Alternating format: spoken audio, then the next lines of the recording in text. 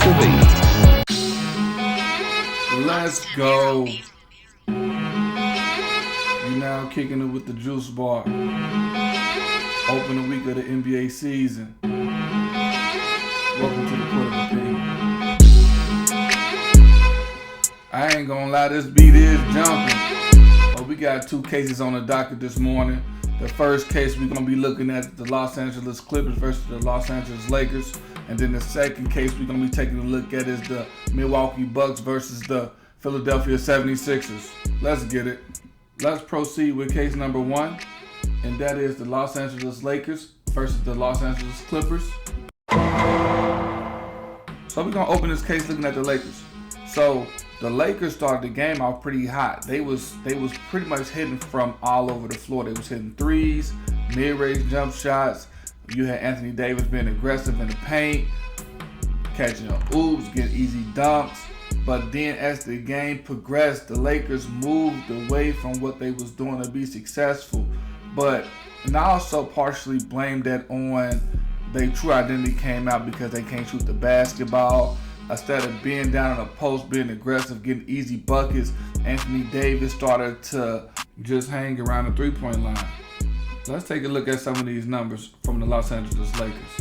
The biggest thing that stands out to me while looking at this stat sheet is that LeBron James led the Lakers in minutes with 36 minutes and 40 seconds. And he made 7 field goals out of 17 attempts, so he was shooting 41%.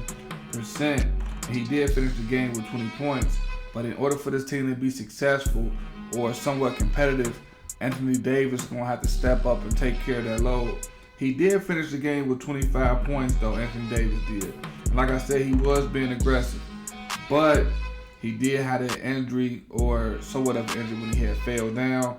But he was 9 for 16, so he did shoot 56%. And he was shooting 50% from the three-point, which was 2 for 4. So like he had a real good game. Also, Lonnie Walker IV had a real good game too. He shot 9 for 21. He shot 2 for 9 from the three. See that three-point shot is what hurt these Lakers. Then he finished the game with the team high at 26 points. And then we get into a more worrisome territory with the Los Angeles Lakers. So he got Patrick Beverley. He finished the game with 5 points. And he did give these guys some intensity on the defensive end. But he went 1 for 7 from the field, and he was 1 for 6 from the three-point line. And then even get worse, you got Russell Westbrook. He just pretty much had that goose egg. He was 0 for 11, and he was 0 for 6 from the three-point line. But he did finish with 2 points because he did get some free throws. But a bright spot for Russell was he did have 5 steals, and when he was checking Kawhi Leonard, he did not allow him to score on him. He had that one score when Patrick Beverley came kind of helping double. He kind of split the double team. But really, Russell played some real good defense. But Russell Westbrook did play 27 minutes and didn't make a field goal. But another Laker who did make a field goal was Kendrick Nunn. He played 11 minutes. He was 0 for 7 from the field. He was 0 for 4 from the three-point line. And he finished the game with no points. So the Lakers really need to get involved with some type of shooting clinics or something, because they're not going to win no type of basketball games. Even though they did kind of have a close with the Clippers today, but I think that was more the Clippers beating themselves than the Lakers actually beating them. The Clippers started the game off hot as well. They was hitting mid-range jumpers, getting to the free throw line. They also was hitting threes. But I can see a weakness with the Clippers is that they don't know how to finish games or finish teams off when they need to, because they allowed the Lakers to kind of hang around, and that's how the Lakers was able to come back, tie the game up. They did take the lead at one point, but the Clippers did have a 16-point lead in this game that they allowed to be erased, which should have never had happened. But John Wall and Kawhi both came off the bench, and both players hadn't played since 2021. So it was real nice to see these guys come out, and they kind of started off on fire.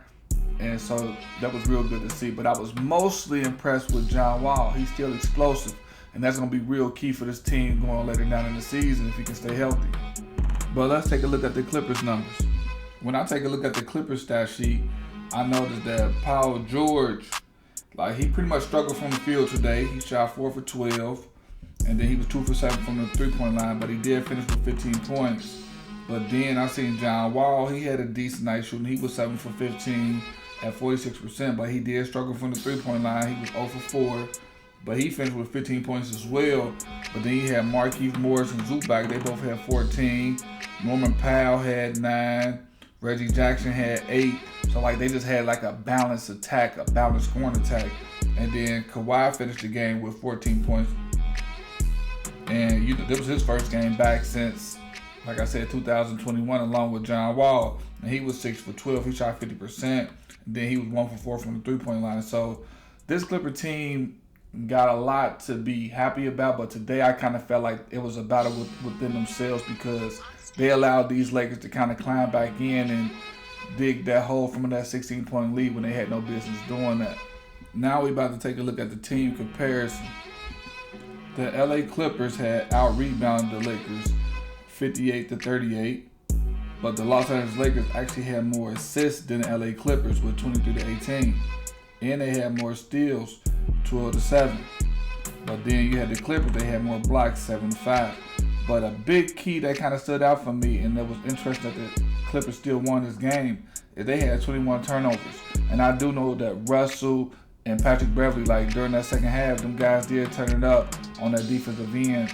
And also the guy Reeves, they did a real good job of doing it. But what hurt the Lakers is that they shot 20% from the 3-point line, while the Clippers shot 31%.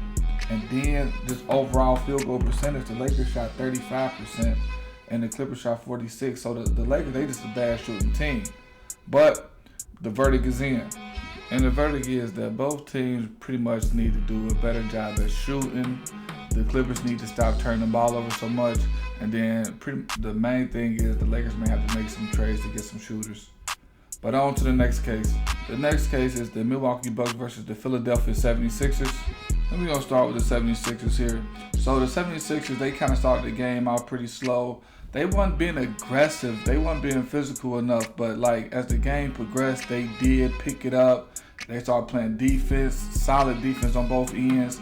And then James Harden pretty much started taking over the game. But what was worrisome is when the 76ers went on to this run and Embiid was on the bench.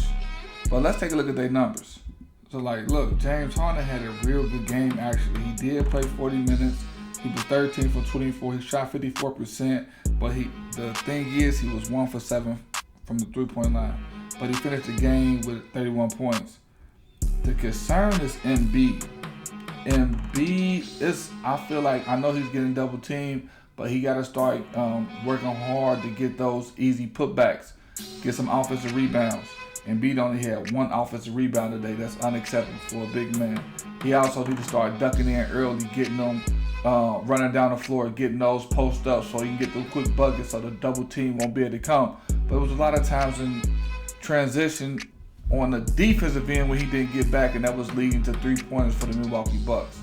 So Embiid, if you want to be playing like an MVP, he needs to be more assertive, more aggressive, and establish his presence on the offensive end.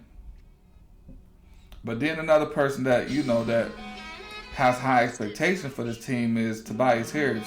He was 4 for 10, 1 for 4 from the 3-point line. He finished the game with 9 points. You can't do that. Oh, but back to Embiid. He did finish the game with 15 points. Tyrese Maxey, I feel like he's a great addition. I feel like as the season goes on, he's going to be a person that they look forward to, like, in clutch situations, because he's just very quick. He finished the game with 15 points.